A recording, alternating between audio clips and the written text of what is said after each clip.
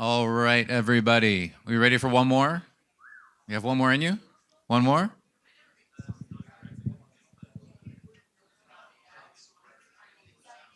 I have the distinct pleasure to kick off a fireside chat with Rani Jabban of Arab Bank Switzerland, and let's have some fun on the way out today, shall we?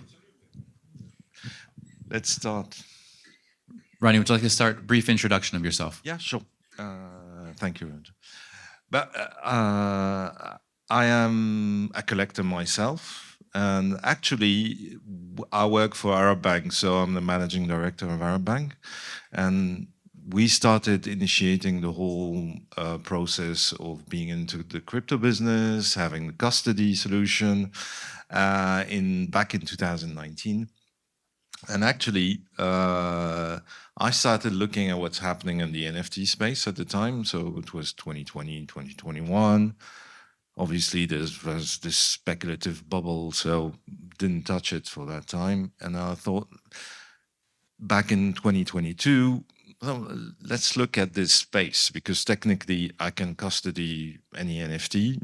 And so I can give access to all my clients to have a very easy solution to be able to custody their art with us. And the idea seemed quite new because it would be the first time if the model works, and there was no reason that it doesn't work, is that the art holdings or the art collection of someone is included into his financial statement. So that's the beauty of having it as a digital medium on the blockchain. And this is how it started. So I started discovering a little bit what's going on in this space. We started looking at, and I thought it would make sense as a private bank to really go and start collecting ourselves because as a new bank, we had no private collection like most of the other banks who started collecting after the Second World War and contemporary art. So why don't we go directly into starting a collection into digital art? So it's also a way of, we always had this view that we are really pioneering in this space, but it's also being like a flagship and trying to introduce people what's happening in digital art. So that's why we started the collection. And that's why, and that started in 2022 and we continue. This collection is building up and I'm very happy and proud about what's starting to realize how the collection is being built. And I started collecting myself, so I fell into the rabbit hole also, and that's how it all started. And it's all fun and extraordinary and so exciting. And it's actually, I always say, it's actually changed my view on my career in banking. I'm just enjoying every minute of it. I want to unpack several stops along this journey. Let's go back to 2019. Yeah. You mentioned that was the year that a Swiss private bank got involved, and that feels prescient to me. It's quite unusual for that year. What was the spark that turned the bank's attention? To the space? Yes. Actually, I started looking at the space in 2017. So, but what was missing for me as an institution and a private bank in Switzerland was really the custody solution, an institutional grade custody solution. And remember, at the time, there were no actors like we have today, in the space today. So that's why I postponed everything. I didn't do anything in 2017. Then you had the crash of the ICO bubble, so waited on it. And then I met this young company, Swiss company called Taurus, and actually they built a custody solution for themselves. And actually it ticked all the boxes for me. So this is how we started it. I mean, we needed to have a safe solution to offer to our clients. And that's why we couldn't just use someone that we couldn't trust or that didn't have the same security standards as us. So that's why we started in 2019. And obviously, it took almost a year before we had the first trade in. So it was, well, half a year, let's say. Can you disclose the first trade? I think the client is very happy. Bitcoin at 6,000 and Ethereum was at 250 or something like that. So. Not bad. Do you feel that the digital art market specifically is catching up to your standards? Meaning we are talking more about things like custody solutions and the importance thereof, with some just security risks out there. But do you feel well positioned? Do you feel like the people are starting to understand you better? I think what is important is to make it as simple as possible for everyone. So, yes, most of us know how to open a wallet, how to protect your wallet, etc., and use different means. But most of the people don't have any idea about it. And we need really to make it as simple as possible, and that's what we do normally as an offering for our clients. Also to offer the safety of a bank, of a electronic vault in our safe. So it's very important, I think, to reassure people and make it simple. And after all, it's about collecting the art. It's not, they don't want to care about what wallet, what technology is there, and they want to have it as simple as possible, as direct as possible. And actually, we are lucky that in this space is that we still have access directly to the artist, to what's going on, to most of the players in the ecosystem are completely accessible. So we are lucky in that way compared to traditional art, where it's you need to master the code, who's doing what, who knows who, etc. So here it's much easier, and also, I mean, as a human relationship, it's you get to know extraordinary people and to admire them not only as artists but also as human beings. Let's fast forward to the fun part, the collecting. The corporate collection first. Of course, we're going to save the best for last, the personal. The corporate collection, what is the mission statement when you open this collection? Yeah, I mean, actually, it evolved through the years. So, as I said, we started in 2022. It was a sort of a showcase of what's happening in the ecosystem. So that was the aim of the first year of the collection, is really to show what's there in the ecosystem, whether on Tezos, whether on Ethereum. And again, I think the clients don't care whether on what blockchain they're buying. Is that we offered them the whole spectrum. So it was the first access and the first step for them to enter and to know what's going on into that world, that niche within the art market. So, and that's how we started it. The second year was more with Jean-Michel as a curator, was more to look at what is going on at some generative art, AI collections that could be meaningful culturally in the next few years. And the third year with Nina as a curator, and by the way, she's got a curation with some of the artworks that we have in the collection at the Basel Social Club called Bankable. Is going more into the context and the conceptualization of the collection. So we're taking another direction, but it's the mix of the 3 years of collecting. It makes a very interesting collection. You can go and see it on the website. And we're really pushing forward and try. I think the next few years would be more to engage into supporting artists that we have in the collection or we're going to introduce in the collection, to be more proactive, not just collecting and putting into collection, but also to be part of more and more projects that we're going to encourage and support, and be proactive there. And obviously there's the Digital Art Prize that in a way is also promoting what's going on in this space, and this is why we did it in the beginning. So it's in its third year, and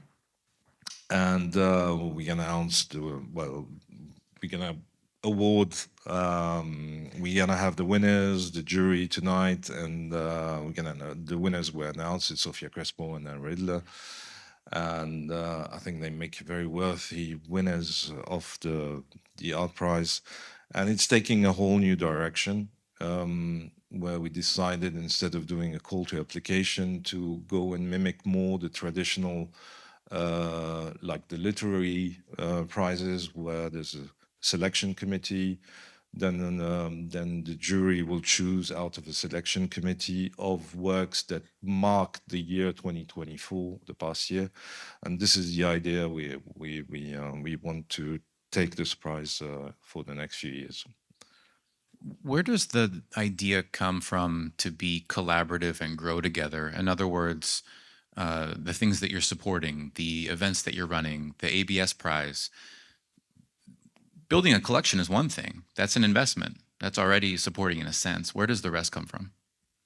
But the rest, because I believe it's, in a way, it's our role to be a bridge between traditional art and digital art, to promote the ecosystem that we're starting to know a little bit, and to continue that way. It's our way to support the artist, and also to create a community in a large sense of it, not just the digital art community, but community around all the players that are around us as an institution, as a private bank in Switzerland. So it could be the clients, it could be institutions, cultural institutions, and artists from both worlds, and collectors. So this is what we're trying to do, and making events, doing the events that we are doing, promoting the Digital Art Prize. It makes, I think it's just putting little things after the others, little steps, but it's contributing to create this stamina, this trend where people are starting to go together and getting out a bit of the ghettos that were built here and there. So. Let's get to the fun part, the personal collection. So you are fostering the corporate collection, 2022. Yeah. Tell us the first step, the moment of passion, and what is the ultimate first artwork? Actually, it's fun. I think it's about the same experience with most people. So I went on Tezos first, an object. So really, it was fun because you can collect very quickly and not spend too much money. So it's a way of creating a bit of starting to get into the ecosystem. And obviously, I had the information of collecting for the bank. So I think my education phase was quite steep. So then started collecting on things that I liked, and some things you cannot put into an institutional collection. So things that I like personally, I would add it very quickly, and it's also a much easier step. So it's my decision. I go and buy, and it could be at 2 o'clock in the morning, which you can't do with a banking institution. So. I'll ask you all the hard questions. Where do you stand on digital physical? Do you hang things in your home? Do you value that side? Yes, I do. The problem with digital physical is you have a finite number of walls and you get, at the end of it, you have some issues to put everything together. So, but we have the same issue at the bank also, because I think the idea of having this physical digital is excellent. I think the artists are also having fun with it, and also it's a part of when you're showing and you get out of the pure digital display, it makes them see. I mean, we're talking about generations who are not natively digital. It's very important for them to see this physical part of it and to understand that it's really art. In a way, it makes it easier for them to take that step that there is art behind it and there's a creation process and a creative process. So, and it's very important for them to know it's not only about talking about technology. So, Has anything ever flowed back full cycle? Meaning the corporate collection began, your personal collection opened. Have you ever been down a rabbit hole and found something personally and ended up back in the corporate collection? it's feeding my taste. So in a way, yes, it is indirectly influencing the corporate collection. However, I always give full on latitude to the curators, and it's their job to really do it. I don't intervene. But it's generally how it's done is there's a pre-selection, there's a talk about where we're gonna the direction, and then we have a pre-selected list, and I choose from what was proposed by the curators. How do you organize? You can go either direction or both. How do you organize your collections? In other words, how do you think about them? Do you have a Deca gallery? How do you think? Yeah, I use Gallery, and it's actually nice to have that and to be able to aggregate all your portfolio, all your wallets, and have everything there. I have, because some of my collection is at the bank, and so you always have to juggle between different wallets. But yeah, I do use Gary, so I think it's very convenient. Well, actually, what we're building is we're building a desktop version of our digital app application that we built for the bank, and for it's downloadable, but having a web desktop application is also great. I mean, to be able to organize your art, to see it, etc. I mean, the app is goes and explore all the wallets that you have, and you can see your financial information, your art information, all in one application. As a private bank leading the way in a sense, what's something that you'd like to see adopted? That let's say you do, but you think should be more widely adopted and would be helpful. Well, it's a very good question. It's I think what we need is to really to build the bridges and to continue to build them. So make things easier for the access. Make events where people feel comfortable, even if they don't come from that space, and really open the doors for everybody, and that's very important. I think on the other side, as an institution, as a banking institution, I would like to have more cultural institution also be more bold, and looking at what can be done in that space, or what can they use of what has been going on in that space in terms of freedom of creation, of direct access, of democratization of the art. It's a lot of things can be kept and can be used in art in general. Tell us what's next. ABS prize. Yeah, ABA's prize. The collection is continuing. The curation at Basel Social Club. Holidays, I think, all deserved holidays, and then we're gonna start again with the collection continuing, and we're looking also for partnership with the institution in order to one support the artists like the winners of this year, and to continue to push forward. And I think what is interesting is what we see in Geneva is that we have more and more talks with institutions where didn't want to engage before, and it's doors are opening up. So and for us also there's as a financial step I see it is to be able to lend against digital art because it's so easy. Well, Basel Social Club, the talk of the town. I hear the energy is wonderful. Yeah, I haven't been yet, so I can't, but I'm sure it is. Yeah. Rani Jabban, I want to personally thank you. I think on behalf of everyone for leading from the front and setting an example. I think it's one that is needed and hitting hard. I appreciate you. Thank you.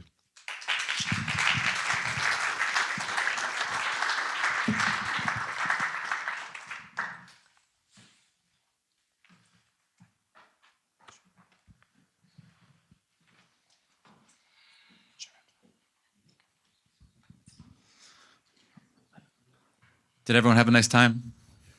Yes.